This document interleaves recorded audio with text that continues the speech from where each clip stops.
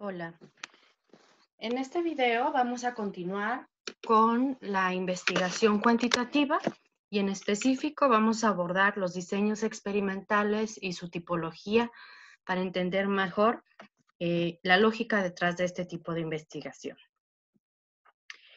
Antes de empezar con los ejemplos, es importante que tengamos en mente esta simbología que nos va a ayudar a entender los siguientes tipos de diseños. Si puedes anotarlo en una hoja para que lo tengas presente y lo puedas ver mientras estás viendo esta presentación, te va a ayudar mucho. Los símbolos que vamos a utilizar es la R mayúscula. Esa simbología representa asignación al azar o aleatoria. Cuando vemos la R significa que ese grupo fue asignado de manera aleatoria.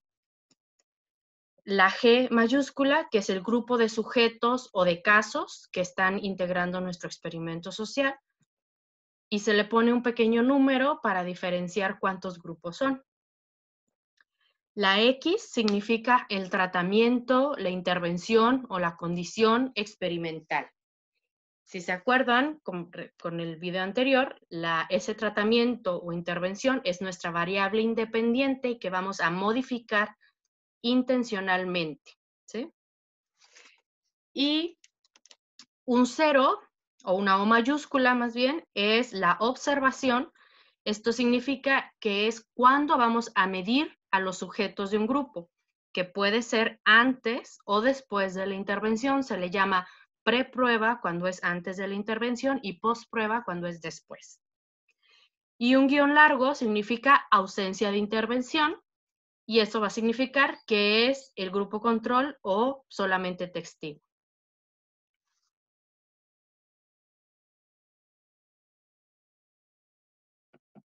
Listo. La primera tipología que vamos a analizar se llaman preexperimentos y estos preexperimentos tienen un grado de control mínimo. Un ejemplo es un estudio de caso con una sola medición. Es decir, tenemos un grupo que recibe un tratamiento y que después de ese tratamiento se hace una observación o una medición. También puede haber preexperimentos, que son diseños de preprueba y postprueba, pero con un solo grupo.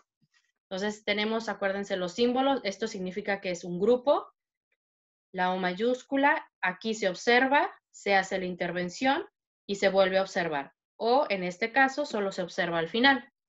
Este tipo de experimentos sirven como estudios exploratorios y sus resultados, aunque son válidos como preexperimento, no son adecuados para establecer relaciones causales. Es decir, si nosotros hacemos este tipo de estudio, no podemos decir que lo que observamos en la diferencia que observamos entre la primera y la última observación o lo que observamos en esta medición es resultado exclusivamente de esta intervención. Ahorita vamos a ver un ejemplo para entenderlo mejor.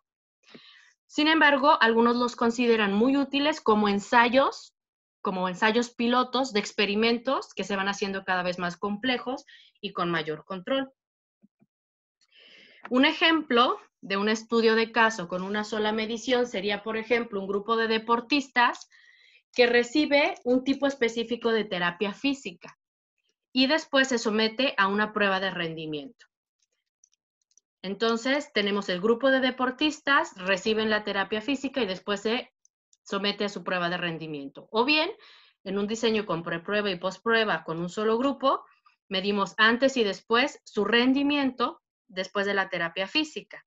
Sin embargo, con este tipo de diseño, no podemos afirmar que el cambio en su rendimiento se debió exclusivamente a la terapia física. Si nosotros medimos así, imagínate qué otros factores pueden afectar el rendimiento de un deportista de alto nivel en un día específico. ¿Qué se te ocurre que puede ser? A lo mejor su alimentación, la calidad del sueño el día anterior, si tuvo o no una semana de entrenamiento intensivo, el estado de salud. Puede haber muchos otros factores más allá de la terapia física o incluso su nivel de rendimiento histórico, ¿no? Que pueden haber afectado este resultado. Por eso se le llama preexperimentos. Hay otra tipología que se llaman experimentos puros, en donde su gran característica es que siempre hay grupos de control y equivalencia entre grupos. ¿Se acuerdan lo que hablábamos en el video anterior? Los grupos de control, que son estos grupos que son similares, pero que no van a recibir ninguna intervención, sino solamente los vamos a observar cómo se transforman en paralelo con los grupos que sí son intervenidos. Y la equivalencia entre grupos ya veíamos que se asegura con la asignación aleatoria o bien con el emparejamiento.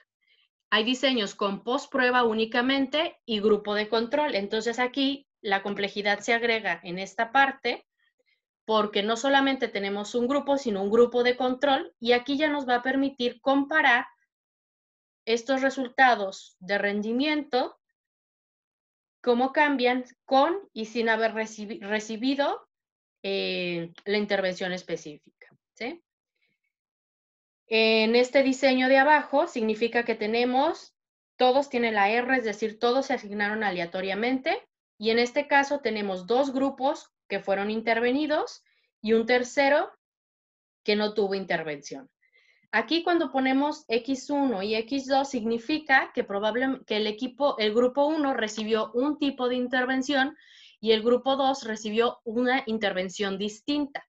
Y eso nos va a poder comparar, nos va a permitir comparar entre dos intervenciones, pero también un grupo control que solamente se midió. Un ejemplo de esto sería, y voy a mencionar solamente este ejemplo de abajo.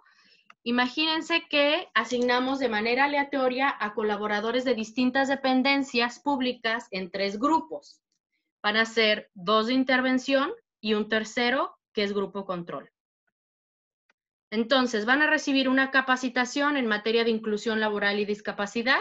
El grupo 1 va a recibir la capacitación y se le va a aplicar una prueba al final, una encuesta puede ser o una entrevista para observar su percepción u opinión respecto a estos temas, pero el grupo 2 van a tomar la capacitación, pero que ese tipo de capacitación incluía a lo mejor una experiencia vivencial de sensibilización y su observación al final. Y el grupo 3, ninguna intervención y solo la prueba. Estos entonces se llaman diseños con post-prueba solamente y tienen grupo de control. Este es otro tipo de experimento puro en donde tenemos preprueba, es esta primer O mayúscula, postprueba después de la intervención y siempre llevan un grupo de control, ¿sí? Entonces aquí la única diferencia es que hacemos una observación inicial para crear una línea base y una observación posterior para hacer un corte y ver cuál fue la modificación. Si se fijan, la mayoría de los ejemplos que vimos en la sesión que tuvimos en nuestra videollamada se comparan con, son un tipo de diseño de experimentos puros con preprueba, postprueba y grupo de control. Y todos fueron asignados de manera aleatoria en alguno de esos 3 grupos. Aquí hay otro ejemplo de preprueba, postprueba y grupo de control. Imagínense que tenemos de manera aleatoria, asignamos a los reclusos de un centro de detención en 2 grupos. Uno va a recibir una intervención y otro va a ser grupo control. El grupo 1 participa en un programa de 6 meses de terapia psicológica y acompañamiento emocional. Y a ambos grupos, antes y después del programa, y en el caso del grupo control, es antes y después, se participan en una prueba de salud emocional. Y el segundo grupo se le aplica la prueba de salud emocional al inicio y después de 6 meses, pero en ese transcurso de 6 meses no tuvieron ni terapia ni acompañamiento emocional. Así es como se ve un diseño de este tipo. Hay otro que se llama el diseño de 4 grupos de Solomon. Tenemos igual ese experimento puro porque tenemos asignación aleatoria. tenemos grupos de control, este de aquí y este de aquí es grupo de control, si se fijan, porque no tienen una X. Y aquí la diferencia es que uno de los grupos de control, el segundo grupo, tuvo una medición, a lo mejor una encuesta o alguna forma de medición al inicio y al final de ese periodo sin intervención. Este grupo de control no tuvo medición solamente al final y en este caso el tercer grupo sí tuvo una intervención, pero no fue medido al inicio, sino solamente al final. Esta lógica detrás del diseño de 4 grupos de Solomon nos permite atender la fuente, ¿se acuerdan los que eran las amenazas a la validez de nuestras investigaciones? Y una de esas tenía que ver con, por ejemplo, la maduración o la reacción a los instrumentos, que decíamos que a veces cuando eres expuesto a una medición inicial, ya te predispones, cuando te vuelven a aplicar la prueba, a lo mejor estás predispuesto y estás cambiando por volver a ver el mismo cuestionario a dar otro tipo de respuestas porque crees que es lo que deberías de hacer y no porque en realidad estés haciendo un cambio, ¿sí? Entonces, cuando tienes un grupo aquí, si volvemos al ejemplo de los reclusos, este grupo de reclusos solamente se le aplicó una prueba emocional al final del periodo. A esto sí se les hizo una línea base, pero a lo mejor por haber recibido 2 veces esta prueba, va a haber una influencia, un cambio en su respuesta, aún sin intervención. Y aquí hacemos una observación solamente al final. Esa es la lógica que nos ayuda a fortalecer la validez interna de nuestro diseño. Y este experimento puro se llama diseño de serie cronológicas múltiples y básicamente la diferencia es que hacemos observación justo después, no necesariamente justo después o poco después de que se hace la intervención, pero también, sino que también se deja pasar un tiempo ya sin ningún tipo de intervención, ni recordatorio, ni nada, y se vuelve a hacer una medición después de un tiempo. Esto nos permite ver cuáles fueron los efectos positivos o negativos que permanecieron a lo largo del tiempo, aún después de que pasó ya un periodo considerable de haber hecho esa intervención. Entonces, ahí podemos ver un poco la sostenibilidad a mediano y largo plazo de las transformaciones que logramos. Este otro se llama diseños factoriales y aquí la diferencia, si se fijan, es que primero tenemos uno de los grupos, no hagan caso a los numeritos, aquí esto es 3, está mal. Es uno de los grupos, tenemos 3 tipos de intervenciones, ¿sí? ¿Se acuerdan que ya decíamos uno, el ejemplo podría ser, uno es solamente el taller de capacitación, otro es la vivencia, la experiencia vivencial para sensibilizar, y hay otros que va a recibir el tratamiento como combinado, ¿sí?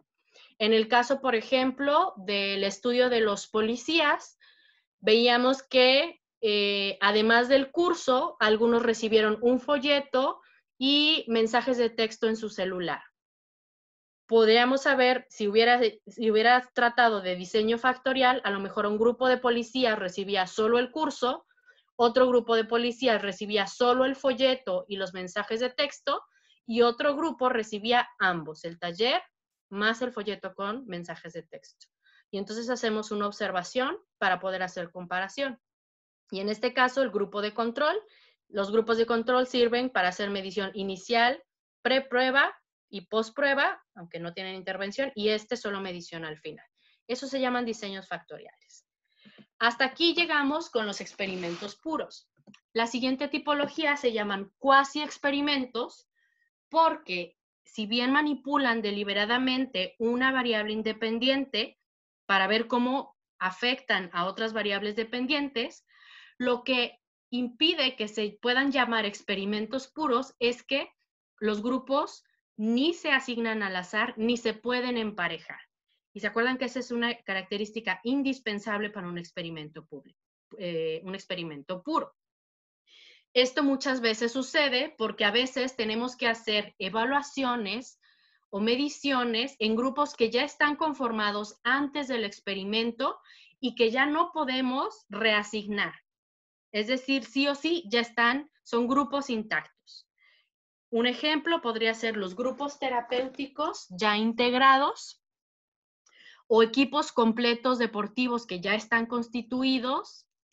Es decir, a lo mejor ya están los dos equipos constituidos y uno va a hacer intervención y otro grupo control, pero en realidad el equipo ya está integrado por los mismos miembros. Nosotros ya no pudimos ni emparejar ni asignar al azar.